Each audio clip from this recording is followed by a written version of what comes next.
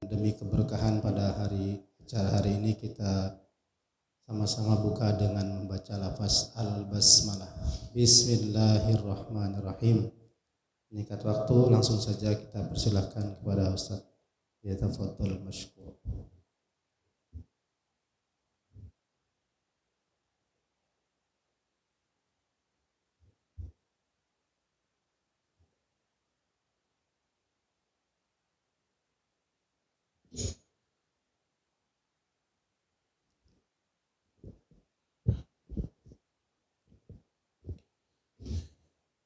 Syukran jazakumullah khairan Ustaz Nasrul atas waktu dan tempatnya dan juga Bapak-Ibu sekalian. Bismillah. Assalamualaikum warahmatullahi wabarakatuh.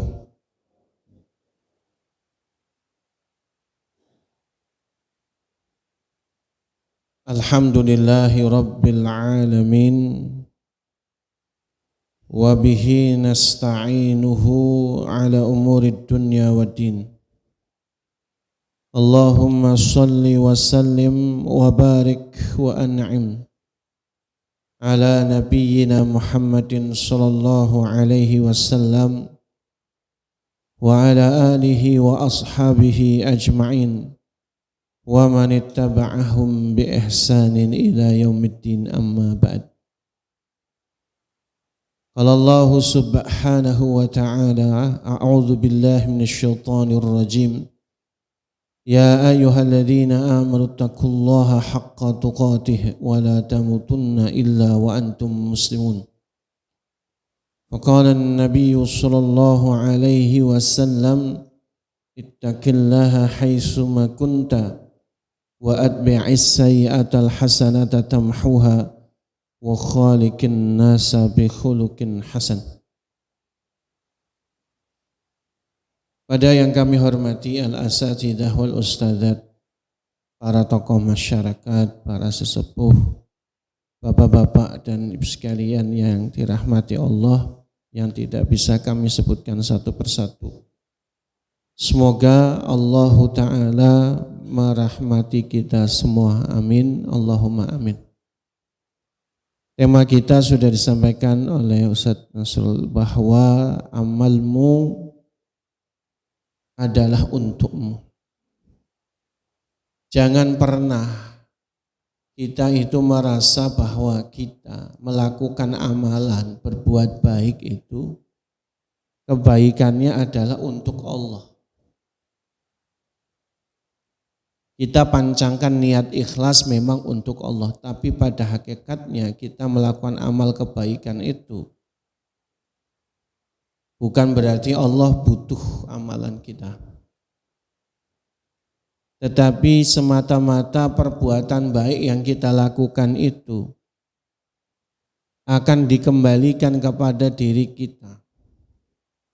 Baik dalam bentuk yang sama seperti yang kita harapkan, atau dalam bentuk yang lebih besar yang Allah konversikan, Allah sesuaikan dengan apa yang kita butuhkan.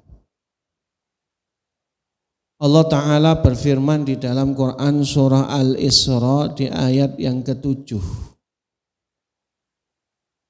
A'udzu billahi minasyaitonir rajim. In ahsantum li anfusikum.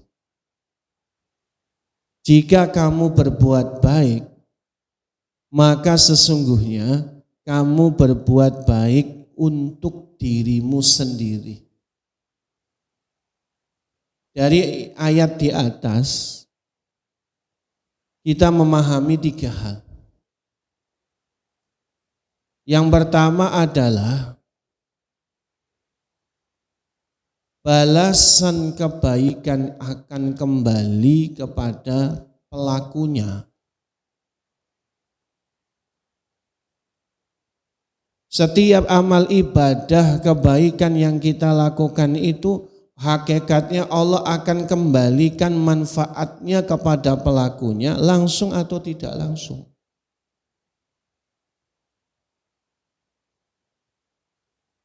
Ketika seorang hamba itu sholat Sholat yang dia kerjakan itu sebenarnya manfaatnya untuk manusia itu sendiri.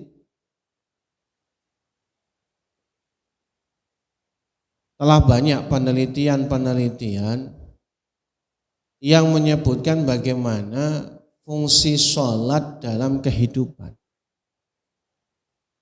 Yang sangat-sangat bermanfaat dalam kehidupan manusia pada aspek lahiriah maupun batiniah. Secara lahir, Pak, gerakan-gerakan sholat yang kita kerjakan itu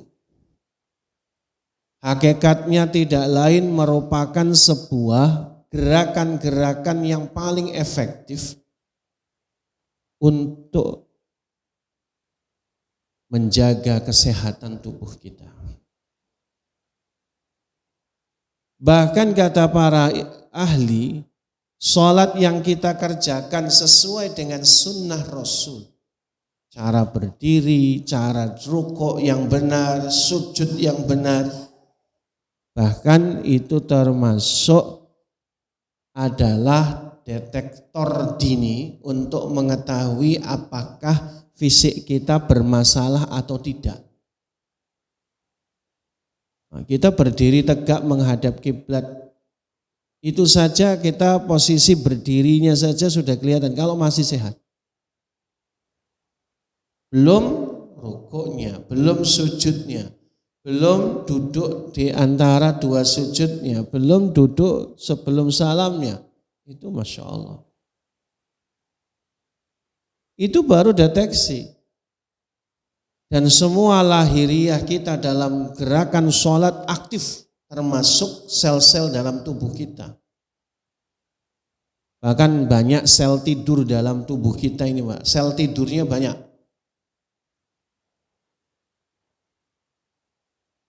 Itu baru bisa aktif. Mereka tidak tidur adalah ketika melakukan gerakan sholat. Jadi makanya secara lahiriah saja itu kembali kepada kita. Semua gerakan itu adalah relaksasi bagi kita. Maka pantas ketika Rasulullah dan para sahabat melakukan perjalanan jauh ke Tabuk, 15 hari perjalanan, Pak. Begitu sudah terasa gontai, kecapean. Beliau kemudian perintahkan kepada Bilal, ya Bilal, nakif huna. Bilal, berhenti kita di sini. Nusolli sa'ata. Yuk kita tegakkan sholat.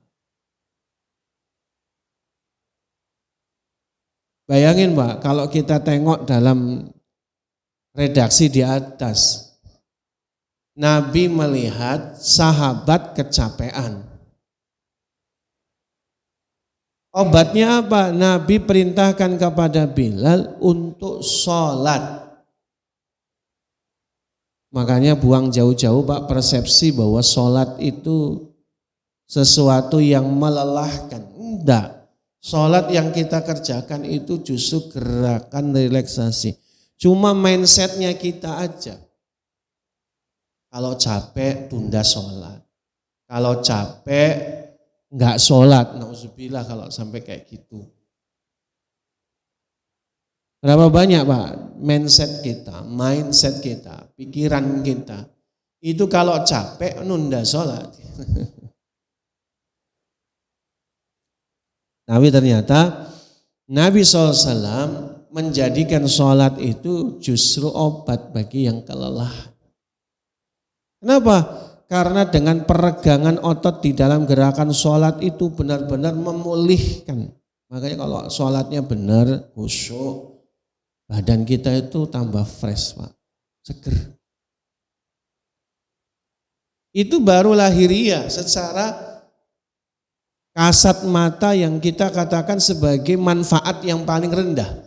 Manfaat yang paling besar itu adalah bahwa dalam ibadah sholat, apalagi 5 waktu sehari semalam, itu adalah stress release yang paling efektif dalam kehidupan. Bahkan para pakar psikologi itu menjelaskan Pak, bahwa kehidupan kita di dunia ini, dewasa ini dengan tuntutan yang lebih besar. Ini kalau di kota-kota besar karena memang mereka sadar terkait dengan mental health, kesehatan mental, Pak. Mereka secara periodik itu periksa kepada para psikolog atau psikiater. Jawabannya, Pak, di kota-kota besar banyak anak muda di bawah umur 30 tahun yang ternyata terkena gangguan depresi. Kenapa? Tekanan yang dahsyat menuntut mereka harus kaya, menuntut mereka harus kerja yang luar biasa. Itu bagi generasi di bawah kita itu sangat menekan mental. Jadi mereka itu umur 30 tahun aja udah kayak tua, Pak. Jiwanya itu, Pak. Dan obatnya apa? Stress release-nya. Supaya kita menghilangkan ketegangan itu harus 5 kali untuk melakukan suatu ibadah ritual membangkitkan spiritualitas.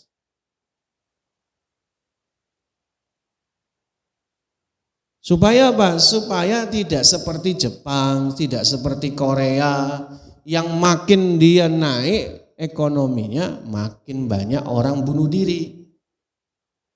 Cobalah jalan aja buru-buru, Pak. Di mata kita oke, itu disiplin. Tapi Pak, buru-buru yang obsesif. Oh, mereka itu kalau enggak kaya enggak akan senyum, Pak. Jangan harap kita kalau di Jepang ketemu orang papasan, Mas. Enggak ada, Pak. Itu cuma di Indonesia. Mas, Mbak, misi ya. Nah, itu enggak ada. Senyum aja kalau belum kaya enggak cocok. Allah Akbar. Loh, kita ini generasi-generasi muda menuntut diri mereka untuk cepat kaya. Untuk mencapai financial freedom katanya. Akhirnya apa? Stres. Obatnya stress release-nya apa? Sholat, Pak. Dianjurkan supaya apa? Healing batiniah. Healing itu istilah yang tepat untuk menggambarkan menyembuhkan. Ada orang ke pantai katanya healing, menyembuhkan mental. Ya bisa, cuma sebentar itu. Healing yang paling efektif itu adalah bagaimana kita fokus ibadah dalam kekhusyuan dan keheningan menjalin hubungan dengan Sang Pencipta. Jadi itu kebaikannya adalah untuk kita, itu baru dunia. Belum nanti di akhirat. Di dalam hadis riwayat Imam Bukhari, Rasulullah Shallallahu Alaihi Wasallam bersabda, Ahlul ma'rufi fid dunya, hum ahlul ma'rufi fil akhirah. Orang yang dia ahli kebaikan di dunia. Orang yang maksudnya ahlul ma'ruf itu orang yang gemar melakukan kebaikan di dunia. Hum ahlul ma'rufi fil akhirah. Mereka adalah orang-orang yang paling banyak menuai kebaikan itu nanti di akhir. Jadi bapak sholat, bapak puasa, bapak ngurusi masjid, bapak ngurusi umat, bapak ngajari anak-anak TPA misalnya. Itu nanti kebaikannya Allah jamin di dunia maupun di akhirat.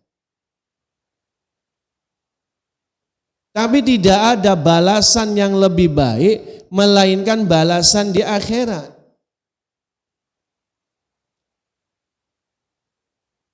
Di dalam Al-Baqarah, di dalam firman Allah surah Ali Imran, ya. A'udzu billahi minasyaitonir rajim. Innama tuwaffawna ujurakum yaumal qiyamah. Sesungguhnya Allah jamin balasan kebaikan atas amal-amal baik. Mereka itu nanti dibayar lunas di akhirat.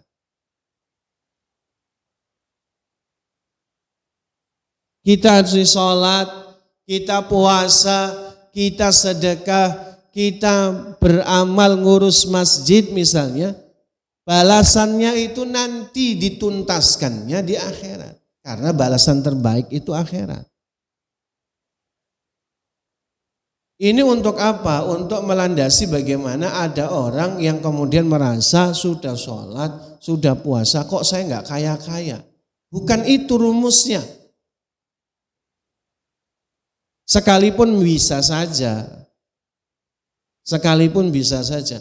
Tetapi bukan itu rumusnya, nggak empiris. Jadi kalau seseorang yang kemudian banyak sholat lalu dirumuskan secara empiris bahwa dia bakalan kaya raya, nggak akan cocok.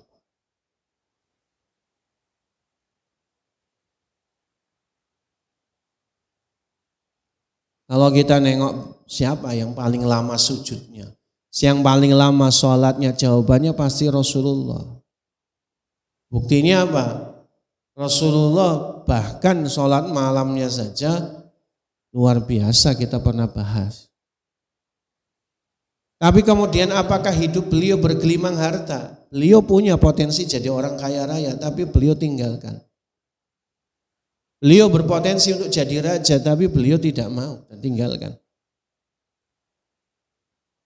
Makanya Nabi mengatakan, jikalau dunia ini seberharga sayap nyamuk, maka enggak akan dikasihkan ke orang kafir. Tapi dewasa ini kita bisa melihat hari ini ya Pak, orang paling kaya di dunia yang masuk dalam daftar mereka tentunya adalah orang-orang kafir.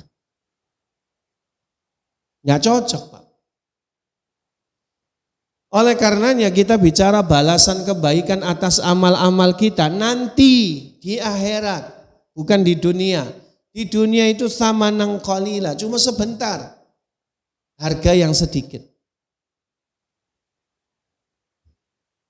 Jadi amalan-amalan kita itu akan kembali kepada kita dunia dan akhirat. Balasan akhirat lebih baik daripada balasan di dunia. Satu hari di akhirat aja bandingannya kan 1000 tahun di dunia. Tidak ada kenikmatan yang semisal dengan surga, enggak ada Pak. Oleh karenanya balasan kebaikan akan kembali kepada pelakunya. Yang kedua dari ayat ini kita memahami kebaikan itu tidak pernah ada yang sia-sia. Tidak ada. Allah jadikan bahwa setiap kebaikan sekecil apapun mungkin dipandang oleh orang remeh. Tapi di mata Allah tidak remeh. Makanya di dalam hadis itu sampai disebutkan Nabi mengatakan la tahqiranna minal ma'rufi syai'a. Jangan kamu remehkan perbuatan baik sekecil apapun. Walau antalqa akhaka biwajhin talq. Meskipun amalan itu adalah engkau menampakkan wajah berseri-seri ketika berjumpa dengan saudaramu. Ini adalah amalan yang ringan. Mengulum senyum, ketemu sama saudaranya. Yang kalau saudaranya bisa melihat, itu tambah hatinya jadi senang. Amalan yang kayak gini nih amalan yang luar biasa loh Pak. Jangan remehkan. Bahkan di dalam hadis riwayat Imam Tabrani ada hadis bunyinya begini. Rasul bersabda ahabbul a'mali 'indallah. Amalan yang paling dicintai oleh Allah. Sururun tudkhiluka 'ala akhikal muslim. Kebahagiaan yang kau tularkan kepada saudaramu sesama muslim. Luar biasa tuh Pak. Contoh yang real tadi adalah senyum. Senyum ini sedekah. Ada saudara kita lagi punya masalah sama istrinya misalnya atau suaminya. Penat dia di rumah, ketemu dengan saudaranya senyum itu paling tidak mengurangi ketegangan dalam hidupnya.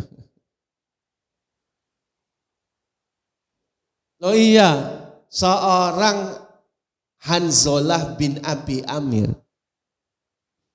Suatu ketika dia dalam keadaan kusut keluar dari rumahnya karena habis berantem sama istri pertamanya, Pak.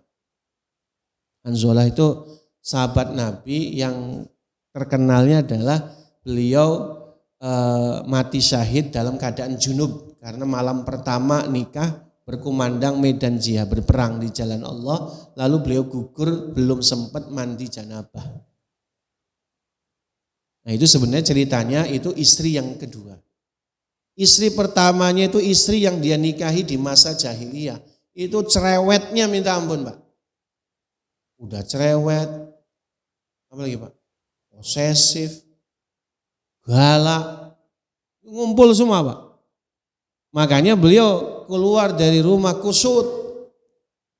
Begitu melihat Rasulullah dari kejauhan, Rasulullah itu yang paling kelihatan pertama kali Pak, kalau misalnya kita sosokin, kalau kita bicara culture, budaya, orang Arab itu sering mengatakan kalau baru ketemu oh itu kelihatan batang hidungnya. Jadi istilah keluar kelihatan batang hidung itu adalah, itu tuh idiomnya orang Arab Pak. Jadi kalau kita baru ketemu orang tuh yang kelihatan hidungnya. Kenapa? Karena orang Arab hidungnya mancung. Sebenarnya kurang tepat kalau kita ngikut-ngikut Pak.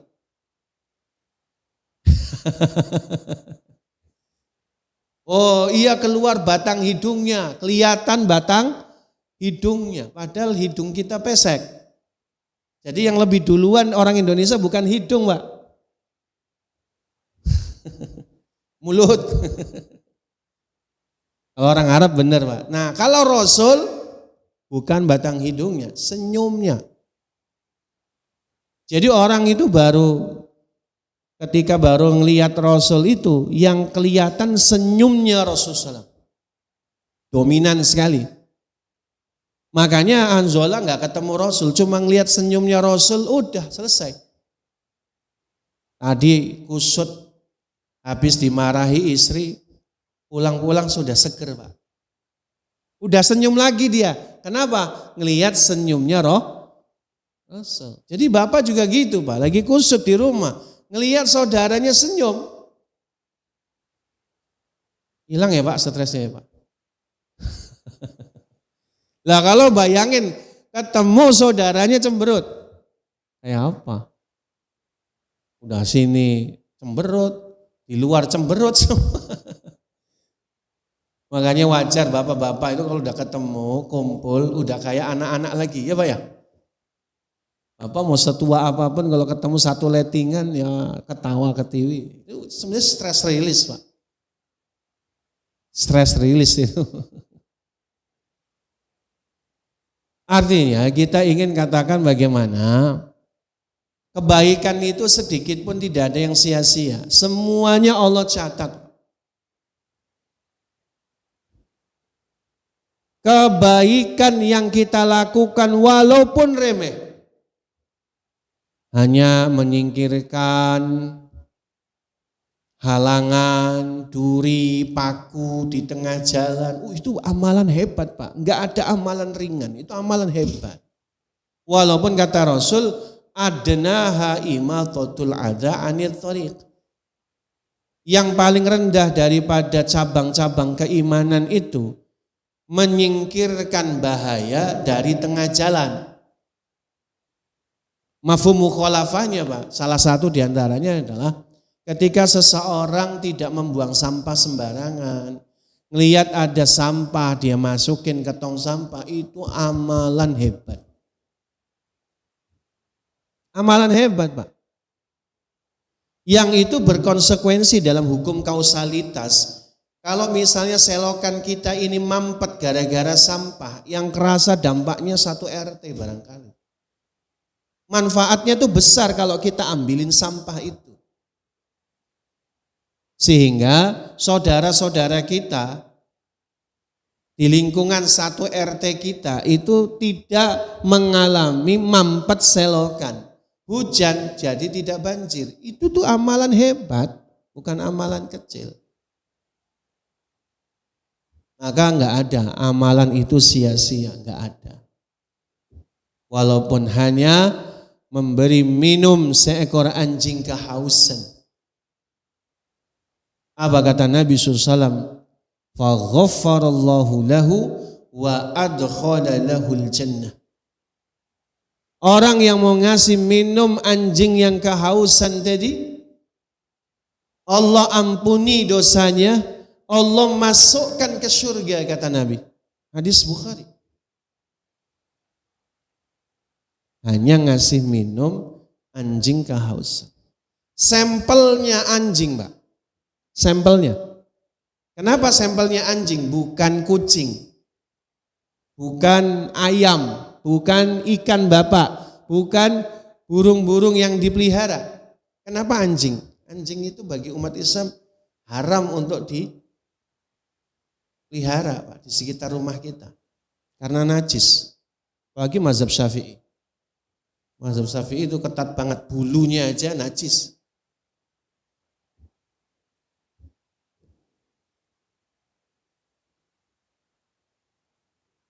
Kenapa anjing yang dipilih? Supaya kita itu memahami anjing yang tidak kita sukai dah saja. Kalau kita ngasih minum saat kehausan, nggak akan sia-sia. Itu kata Nabi, pelakunya faghfarallahu lahu wa adkhala lahul jannah. Kalau di dalam riwayat Imam Bukhari, pelakunya ini bukan wanita tapi laki-laki. Jadi Allah ampuni dia, Allah memasukkannya ke surga. Hanya air minum, Pak.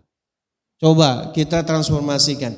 Jika memberi minum kepada seekor anjing yang kehausan, yang kita sendiri tidak boleh pelihara, bagaimana kalau ngasih minum saudara sesama muslim? Tinggi lagi nilainya.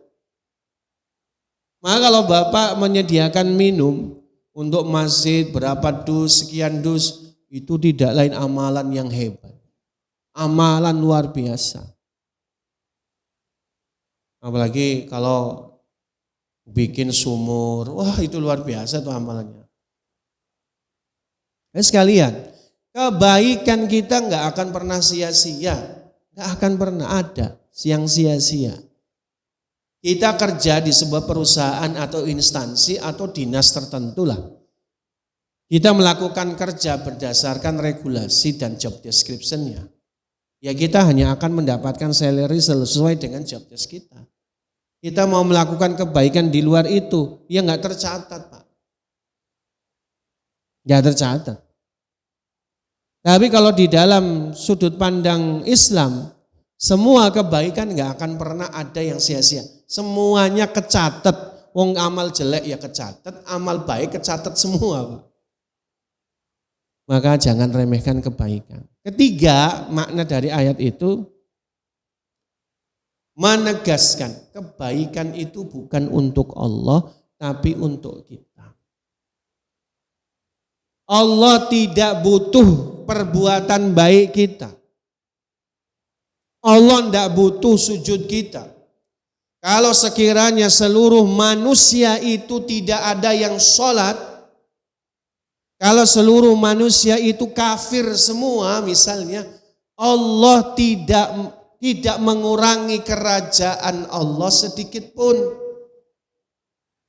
Sebagaimana kalau sekiranya manusia itu sujud semua, muslim semua, itu tidak menambah apapun dari kerajaan Allah. Jadi kalau Allah perintahkan untuk ibadah, itu bukan untuk Allah. Allah tidak butuh persembahan. Allah tidak butuh makan minuman. Tidak butuh. Sedekah yang kita keluarkan, loh itu untukmu kok. Kita itu kalau sedekah, jangan bilang ya Allah saya sudah korbankan. Bahwa saya ini sebenarnya butuh ya Allah, tapi untukmu saya kasih. Allah tidak butuh harta kita. Allah pemilik segala kerajaan. Apalagi cuma sedekah 100.000, 50.000, ya Allah maha kaya. Emas yang menciptakan Allah kok. Nah, tapi apa yang kita sedekahkan hakikatnya Allah membantu kita untuk menabung di akhirat. Kan gitu ceritanya. Sehingga Ibunda Aisyah cerita kepada Nabi terkait dengan orang yang menyembelih seekor kambing lalu dibagi-bagikan kambingnya cuma tersisa kakinya. Ada yang bilang ekornya.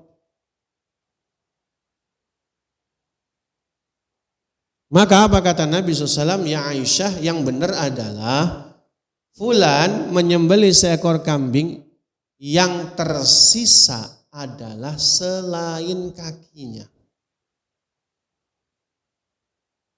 Kenapa? Karena yang kakinya itu kalau dimakan jadi kotoran, tidak dimakan dibuang juga bakal bau. Sampah. Tapi yang disedekahkan kekal abadi nanti. Kalau ikhlas. Jadi Allah tuh tidak butuh kebaikan kita Bapak sekalian. Tidak butuh. Terus kenapa Allah perintahkan kita untuk ibadah? Pertanyaan bagus Pak. Anak-anak muda itu kritis. Saya ngomong kayak gini ini dia nggak terima. Dia katakan, Ustaz, kalau memang Allah tidak butuh, ngapain Allah perintahkan sholat? Nah itu bagus, pertanyaan yang oke. Jawabannya sederhana, Pak. Allah ingin memuliakan manusia. Dengannya Allah ingin memuliakan manusia, Pak. Kalau ada orang minta-minta sama kita kasih, ya sudah status dia peminta-minta, pengemis. Tapi kemudian kalau ada orang datang, kita nggak ngasih, kita kasih kerjaan. Gimana caranya? Dia mulia dengan pekerjaan itu. Gini ya, kamu mau nggak kerja? Nanti saya kasih upah. Di rumah saya itu lagi begini. Kamu bantu kerjain ya, nanti saya kasih upah sehari 100.000.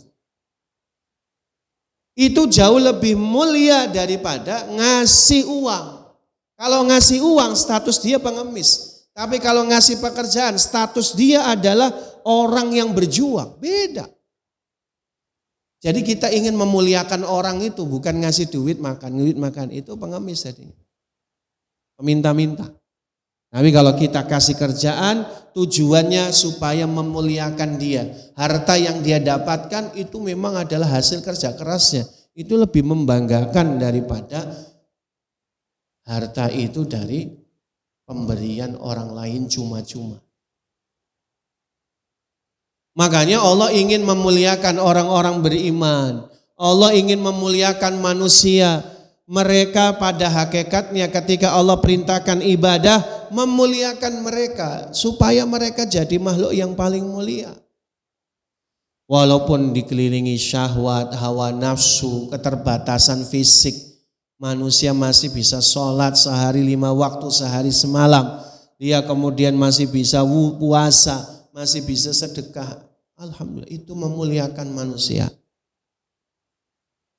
Manusia memantaskan dirinya sebagai makhluk yang paling mulia di sisi Allah. Kesolehan itu tidaklah hanya sebagai atas amal-amal baik. Yang kita lakukan yang amal baik itu besar, yang penuh dengan puji-pujian dan sanjungan. Bukan. Tetapi kesolehan itu ada terletak bagaimana sebuah niat yang baik untuk melakukan amal kebaikan di mana saja, kapan saja. Maka kesolehan yang ada pada diri kita itu Pak, harus seperti sungai, jangan seperti sumur. Ulama berkata, kun naharon wala takun bi'ron. Jadilah seperti sungai, jangan jadi seperti sumur. Ini intisari daripada hadis Nabi. Para ulama mengatakan kun naharon wala takun bi'ran. Apa bedanya sungai dan sumur, Pak? Sungai dan sumur sama-sama sumber air. Beberapa waktu yang lalu cukup ramai tuh ya. Berkaitan ada, ini pas nih. Ada pabrik ataupun perusahaan air mineral. Mereknya sama yang saya suguhkan ke saya. Rame karena iklannya gambar gunung, mata air, sungai. Ternyata itu diambil dari sumur. Sumur bor, walaupun dia katakan sumur yang dalam, lebih murni juga. Wallahu a'lam bishawab. Tapi yang ingin saya ketengahkan sama-sama sumber air. Bedanya di mana Pak? Kalau sumur ngebor dulu susah. Kalau sumur bor. Kalau sumur kita tengok orang-orang Arab punya sumur Pak. Enggak kayak orang Indonesia sumurnya penuh. Orang Arab itu kalau sumur Pak, kalau ngambil itu orangnya harus masuk dulu. Makanya kisah lagi yang tadi orang yang ngasih minum anjing itu tuh dia masuk ke dalam sumur, lalu kemudian dia manjat tebing sumur. Karena airnya enggak banyak, atau airnya di kedalaman sekian yang lebih dalam. Jadi kalau yang namanya sumur, sumber air, tapi airnya harus digali dulu, dibor dulu, ditarik dulu. Tapi kalau sungai, sepanjang bibir sungai itulah kita ngambil air sesukanya. Berarti apa maksudnya Pak? Jadilah seperti sungai yang mengalir, kebaikannya mengalir di mana saja. Jangan soleh pas di masjid saja, soleh di rumah. Janganlah jadi orang yang penuh toleransi bersama orang-orang sesama tetangganya, tapi begitu di rumah otoriter. Kalau ketemu orang senyum ya Bu, ketemu suami cemberut lagi, gimana Bu? Jadilah soleh di mana saja. Jadilah orang menebar kebaikan yang mudah. Berbuat baik di mana saja, kapan saja. Kenal enggak kenal, berbuat baik. Bahkan tanpa diminta orang. Jadi analogi sungai yang mengalir itu, jadilah orang yang kebaikannya itu ditebar begitu mudahnya. Bukan kayak sumur. Dimintain tolong sekali belum mau. Nunggu disembelin kerbau baru mau. Misal. Dimintain tolong sekali, dua kali tetap enggak mau. Harus dipaksa. Nah ini kebaikannya seperti sumur tertahan. Jadi kapan apa? Sungai mengalir kemana-mana memberi manfaat kepada siapapun. Sungai enggak peduli siapa yang ngambil air darinya. Kalau sumur Pak, jangan coba-coba ngambil air dari sumur tetangga. Loh enggak bisa Pak, harus izin kan? Karena itu sumurnya tetangga. Tapi kalau sungai enggak perlu izin. Silakan Pak. Ambillah. Tidak dibedakan siapa yang ngambilnya, sang sungai itu ya udah ambil aja airnya. Kalau sumur, izin dulu ya. Nah, sumur orang lain.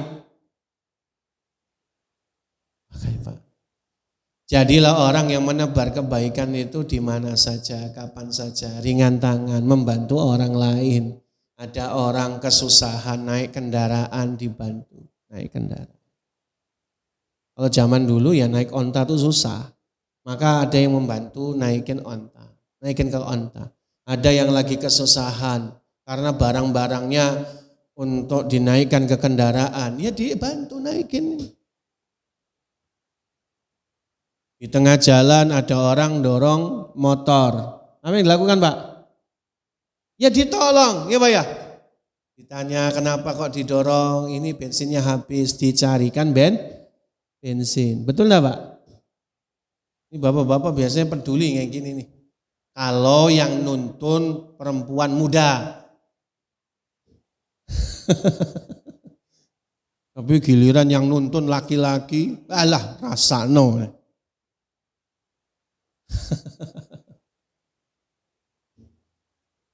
Artinya gini Pak, di mana saja, di tengah jalan mana saja, memang beresiko sih Pak, beresiko. Cuman memang ya kita harus lihat kondisi, ada waktunya kita hati-hati. Tapi kalau di tengah jalan di kota saya kira aman. Saya kira aman. Lihat sekeliling sepi, ini apa-apa. Apalagi kita berdua. Di mana saja Pak. Ya kita berbuat baik itu ya mengalir, jangan sampai susah, bikin susah orang. Suatu ketika seorang Sayyidina Abu Bakar As-Siddiq radhiyallahu ta'ala anhu itu sampai nangis ketika ada saudaranya datang. Minta bantuan. Nangis Pak. Maka saudaranya bilang, "Hai Abu Bakar, enggak usah nangis. Kalau memang enggak ada, enggak apa-apa. Cukup Allah yang menjadi penolong bagi saya." Lalu Sayyidina Abu Bakar berkata, "Sungguh aku menangis bukan karena enggak punya uang. Aku menangis itu karena kenapa saya tidak bisa memberimu sebelum kamu minta." Bayangin Pak. Kalau kita diminta ngasih itu wajar, dermawan juga. Tapi ada level kedermawanan lebih tinggi. Memberi kepada yang membutuhkan walaupun dia tidak minta. Banyak Pak.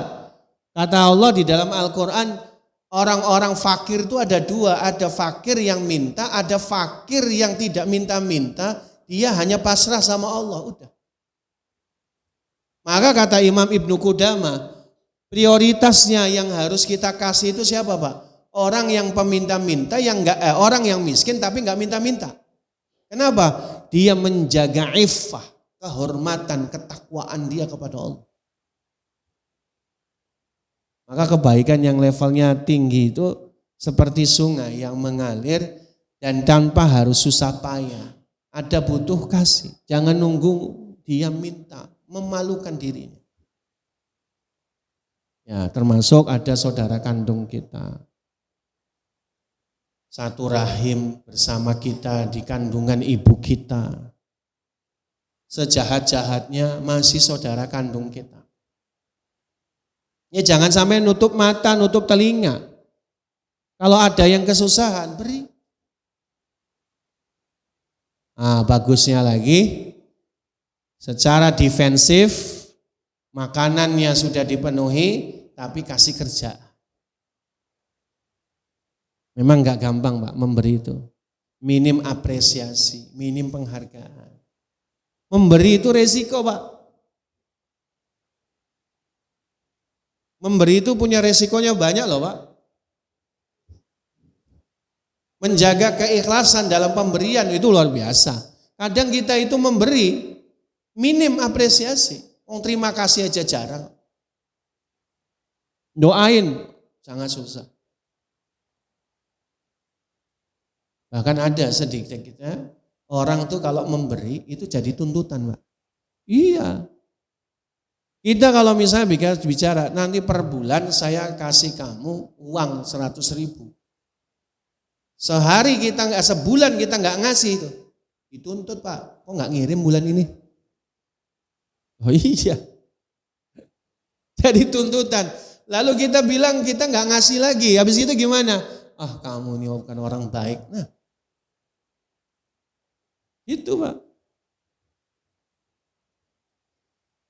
Sungai itu terus mengalir walaupun tidak pernah dipuji. Sungai itu diambilin airnya setiap hari. Nggak ada yang muji-muji, aduhai sungai, nggak ada. Sungai tetap ngalir-ngalir aja. Nggak ada penghargaan A, penghargaan B, nggak ada sungai itu Pak. Walaupun tidak ada yang berterima kasih, sungai masih terus memberi air. Walaupun kadang balasannya juga tidak sebanding. Kadang air susu dibalas dengan air tuba. Sungai mengalir dengan baik, orang buang sampah di sungai. Tapi sungai masih ngalir, ngasih air. Allah. Bisa nggak Pak? Kebaikan kita itu kayak gitu. Kayak sungai. Nggak dipuji, ngalir. Dipuji, tetap ngalir, nggak ada bedanya. Selalu mengalir, memberi kebaikan. Minim apresiasi tidak masalah. Minim pujian memang bukan itu tujuannya. Udah fokus memberi, jangan fokus menuntut. Ini resep hidup bahagia. Bahkan dalam suami istri Pak. Suami istri itu kalau fokusnya menuntut, udah berantem terus Pak. Beda kok laki-laki dan perempuan itu. Laki-laki dan perempuan itu diciptakan untuk beda. Weekend Sabtu Ahad kayak gini Pak. Bapak kerja dari Senin sampai Jumat, apa yang Bapak bayangkan untuk supaya Bapak bisa istirahat, untuk stress release-nya? Antara dua hal kalau para laki-laki itu, yang pertama tidur. Laki-laki itu bayangannya kalau Sabtu Ahad ya tidur, enak, gak ada kerjaan. Yang kedua hobi. Yang kedua hobi Pak. Hobi mancing ya pengen mancing. Hobi yang main futsal, hobi sepedaan ya sepedaan. Hobi yang motoran ya motoran tuh Pak, laki-laki itu. Ibu kalau weekend bayangannya apa Bu? Nah ini suami kosong nih Sabtu Ahad, pengennya jalan. Beda kalau ibu-ibu tuh harus pindah posisi dia. Pengennya diajak jalan, minimal makan ya Bu ya. Tuh nggak ketemu. Maka dibawa ke pantai. Suaminya mah dibawa ke pantai, hatinya ya Allah, ini istri saya nggak tahu pengertian. Saya kan capek. Di mobil riang gembira istri dan anak-anaknya. Sampai di pantai, apa yang dilakukan oleh bapak-bapak? Beli gazebo, sewa, tidur. Istri dan anak-anak main pasir. Paling ikut sebentar. Ya memang begitu Pak, disiasatinya begitu. Makanya fokus memberi itu kenikmatan dan kebahagiaan. Laki-laki bahagia bukan karena memang stress release ke sana, tapi dia melihat anak istrinya bahagia jadi ikut bahagia. Sederhananya seperti itu. Sungai selalu terhubung dengan sumbernya. Entah itu mata air, entah itu muara yang ke laut. Makanya filosof tadi analoginya, jadilah seperti sungai. Energi sungai itu Pak, energi dari sumbernya. Sumbernya enggak terbatas, luas, samudra, mata air. Maka oleh karenanya kalau kita memberi, sumbernya itu keikhlasan. Allah Subhanahu wa ta'ala. Jadi wa kafa billahi hasiba. In ajriya illa 'ala Allah. Balasan kita ya cukupkan kepada aku untuk dari Allah Subhanahu wa ta'ala saja. Insya Allah Pak. Kalau kebaikan kita model begini, maka kita akan awet berbuat baik. Bapak sekalian yang dirahmati Allah. Kenapa kita harus berbuat baik? Jawaban yang kedua adalah kebaikan itu nanti menjadi penolak bala di masa depan. Hadis riwayat Imam Tabrani dalam kitab Mu'jamul Kabir. Qala sallallahu alaihi wasallam, bersabda Nabi sallallahu alaihi wasallam, inna sana'i'al ma'rufi takiya masari'as-su. Sesungguhnya perbuatan baik dapat mencegah kejadian buruk. Tolak bala, Pak. Tolak bala yang baik itu enggak usah lari kemana-mana, banyak berbuat baik. Bukan karma juga, Pak, tapi ini murni dari Allah. Kalau karma itu ya cuma sekedar muter-muter di situ antara feedback, take and give, selesai. Tapi kalau ini beda lagi. Bahwa setiap perbuatan baik kita itu mencegah kejadian buruk untuk diri kita bahkan anak cucu kita. Allah berikan hal yang seperti itu melalui hadis Nabi. Jadi kalau kita berbuat baik itu enggak akan lari kemana-mana, sama dengan kategorinya bahwa terjadi kekekalan energi dalam amalan. Fama ya'mal misqala dzarratin khairan yarah. Ayat yang cocok adalah surat Az-Zalzalah. Maka barang siapa yang melakukan kebaikan, dia pasti akan melihat balasannya dunia akhirat. Maka kalau kita misalnya di jalan kemudian ada kejadian, nauzubillah, lalu ada yang nolong, itu tuh perbuatan baik kita di masa lalu dengan izin Allah. Allah berkehendak begitu, Pak. Kebalikannya, kalau kemudian, maaf, ini kalau di tafsir surat Al-Baqarah terkait dengan ayat yang menjelaskan Allah memporak-porandakan harta haram. Itu salah satu tafsirnya, itu keterangannya dari Imam As-Sa'di adalah bahwa orang-orang yang memakan harta yang haram, mengambil harta haram, Pak, itu mesti Allah porak-porandakan hidupnya. Contohnya apa? Pertama adalah kebahagiaan, ketenangan jiwa bersama anak dan istrinya. Harta haram tuh panas, pengennya maksiat terus. Dua, Allah akan cerai beraikan urusannya sulit. Kendaraan juga banyak rusaknya. Misal, bahkan kalau para ulama tali sendal putus aja sudah, dia banyak istighfar tuh, minta ampun sama Allah. In asobat musibah fa fi idznillah fa fi ma kasabat aidikum, kan? Karena kesalahan kamu sendiri.